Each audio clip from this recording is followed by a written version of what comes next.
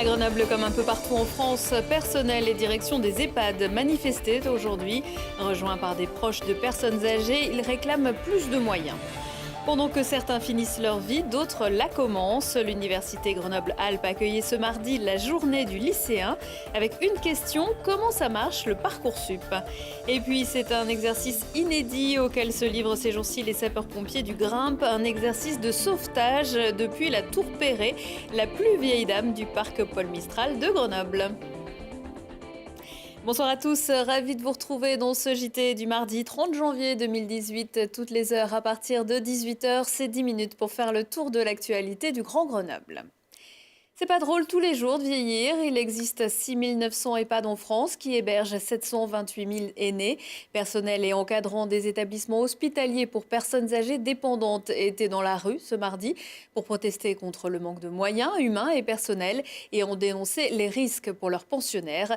À Grenoble, ils se sont retrouvés devant la préfecture. Charles Faulkner. Première manifestation des EHPAD, ils demandent plus de moyens financiers et humains, une situation de crise qui impacte sur le traitement des résidents. C'est ce qu'on appelle la maltraitance institutionnelle, c'est-à-dire que c'est nos conditions dans lesquelles nous travaillons qui font qu'on maltraite sans le vouloir les résidents. Il faudrait qu'il y ait plus d'argent pour les établissements et puis surtout plus de personnel, parce qu'on est loin du taux d'encadrement de 1%, de 1 pour 1 prévu par le plan Solidarité Grand Âge de 2012. Actuellement, on est à 0,38 en Rhône-Alpes. Les EHPAD du département ne sont donc pas épargnés par le manque de personnel. Au Touvet, on compte 8 soignants pour 100 résidents. On est quand même seul pour 15 résidents où on doit vraiment s'occuper d'eux. Le petit déjeuner, la toilette, les mises aux toilettes, le repas du midi, l'échange, le soir le repas, les mises au coucher. Donc par moment, s'ils veulent rester plus longtemps, on ne peut pas, on n'a pas le temps. On ne respecte pas du tout leur rythme de vie. Des familles étaient également présentes aujourd'hui pour affirmer leur soutien. Moi, je pense que tous ceux qui font les lois, qui décident, ils ne se mettent pas dans la tête qu'un jour, leur place, elle sera en EHPAD et que malheureusement, ils seront aussi peut-être maltraités. Et il faut qu'ils y pensent parce qu'effectivement, il faut des moyens financiers, mais il faut aussi des gens et qu'on reconnaisse leur travail. Si elles n'étaient pas là, moi, je ne pourrais pas avoir ma maman et ma belle-mère placées. En plus de 100 millions d'euros inscrits dans le budget 2018 de la Sécurité sociale, le gouvernement a annoncé débloquer une nouvelle enveloppe de 50 millions d'euros pour les EHPAD en difficulté. Le département de l'Isère compte 105 EHPAD recensés, publics ou privés. Le prix de la chambre au sol peut varier de 27 à 115 euros par jour. On n'a pas tous les jours 17 ans et on ne participe pas tous les jours à la journée du lycéen qui avait lieu aujourd'hui à l'université Grenoble-Alpes. Des lycéens qui, après le fiasco du logiciel APB, espèrent beaucoup du nouveau Parcoursup qui doit leur permettre de formuler leurs vœux, à condition bien sûr d'obtenir leur bac. Laurie Baillet. Après l'échec de l'APB, c'est au tour de Parcoursup de faire ses preuves. C'est le nouveau portail national d'affectation des bacheliers en première année d'études supérieures. Accessible depuis le 15 janvier, il rassemble plus de 13 000 formations. Alors là, je me suis inscrite déjà sur le site Parcoursup et je commence à chercher mes vœux, tout ça, même si j'ai déjà des idées plus en médecine ou licence bio, tout ça. Ça a l'air un peu compliqué quand on y va comme ça. Mais après, ça va, on s'habitue, on arrive bien à chercher les différents bâtiments et tout ça. Ouais. Mais après, je trouve que c'est bien comme ça, genre c'est pas injuste parce que l'année dernière, il y avait des tirages au sort. Du coup, ceux qui travaillaient tout au long de l'année, ils n'avaient pas les mêmes chances que ceux qui faisaient rien. Du coup, c'est bien aussi Parcoursup si c'est sélectif par rapport au dossier et tout. Quand on est sur liste d'attente, on est hiérarchisé par niveau. Donc forcément, celui qui a mieux travaillé, ça va lui laisser une meilleure chance d'accéder à l'école. Les futurs bacheliers ont jusqu'au 31 mars pour formuler sur Parcoursup au maximum 10 vœux, sans minimum obligatoire ni ordre de préférence. À partir d'avril, les universités vont examiner les candidatures et faire leur choix.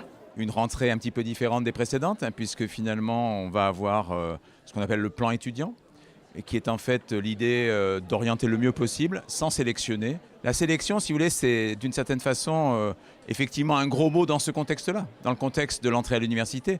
L'entrée à l'université, c'est un droit inaliénable, c'est un droit très important. Ce dont il s'agit En l'occurrence, c'est vraiment de faire en sorte que les futurs étudiants soient dans les filières les plus appropriées à leurs compétences et aussi à leurs désirs, bien sûr.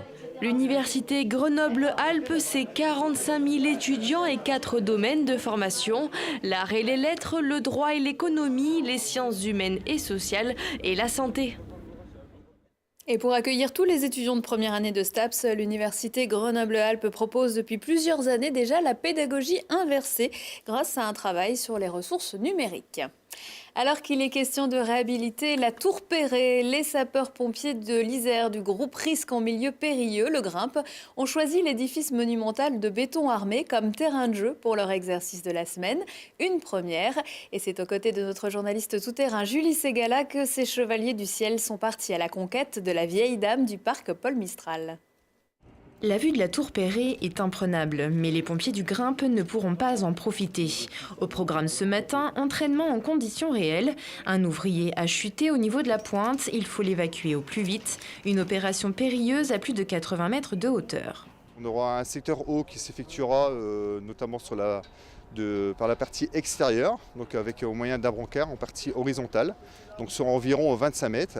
À l'issue, nous allons effectuer une descente donc à l'intérieur de la tour, donc à l'aide au niveau de la cage d'ascenseur d'une hauteur d'environ 60 mètres. Les hommes du Grimpe opèrent régulièrement en zone urbaine, mais la Tour Perret présente des difficultés très particulières. On a de la structure béton, on a de la structure métallique, on a le cheminement qui est vraiment très difficile en termes d'escalier en colimaçon. C'est étroit, on est sur un bâtiment qui est ancien, donc on est obligé d'être extrêmement vigilant sur le choix de nos ancrages pour que la manip soit en sécurité. Donc il faut trouver le bon lien entre la rapidité, la sécurité et l'état des victimes. Des exercices de ce genre, les pompiers du Grimpe en organisent une douzaine par an. Par équipe de 10, ils révisent les techniques opérationnelles et harmonisent leurs gestes pour être efficaces le jour J, et ce, en toute sécurité, et leur terrain de jeu est immense. Dans les plus connus, c'est le téléphérique de la Bastille. On fait des entraînements biannuels là-bas. Et cette année, on a également travaillé sur l'hôtel de ville de Grenoble et aussi les 3 tours de l'île Verte, sur lesquels on fait des manips pour aller chercher les gens qui sont potentiellement bloqués, soit dans des appartements, soit sur les toits lors de travaux, pour les évacuer par l'extérieur. Ils sont aujourd'hui 45 pompiers en Isère, spécialistes des interventions en milieu périlleux. Canyons, ravins, zones urbaines ou encore sites souterrains, ils effectuent en moyenne une 60aine d'opérations par an. Cet exercice sera renouvelé jeudi et vendredi avant un prochain exercice d'évacuation en mars-avril, dans un ravin cette fois. C'est l'ADER. Selon la tradition, ce sera mercredi 31 janvier, le dernier jour, pour se souhaiter une bonne année. Le maire Éric Piolle et son équipe attendent les Grenoblois au Palais des Sports à partir de 18h30 pour une cérémonie des vœux 2018 placée sous le signe de « Je vous le donne en 1000 » ou plutôt en 50, le 50e anniversaire des Jeux Olympiques de Grenoble et la remise en glace du Palais pour l'occasion. Tout commencera par un spectacle sur cette nouvelle glace qui a vu notamment les exploits de Peggy Fleming, suivi du discours du maire, on ignore encore s'il y aura des pirouettes, et des extraits du film Jeux Olympiques de Grenoble, les Jeux de la France. À partir de 19h45, il sera possible d'accéder à la patinoire et à diverses animations. L'entrée est libre et gratuite. Si vous allez faire un tour sur le plateau du Vercors, vous aurez peut-être l'impression d'un voyage dans le temps.